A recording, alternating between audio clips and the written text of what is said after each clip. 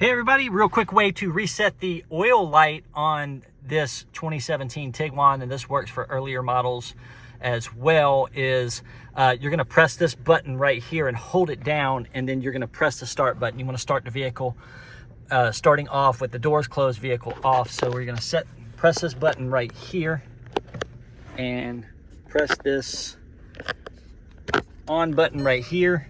And it's gonna ask you, do you wanna reset your service reset oil service?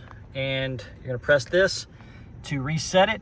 Now, if you're wanting to do your inspection light, start off the same way, but you want to have your hazard lights on, okay?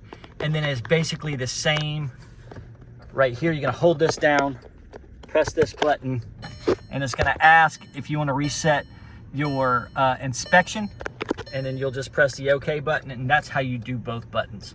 Thanks.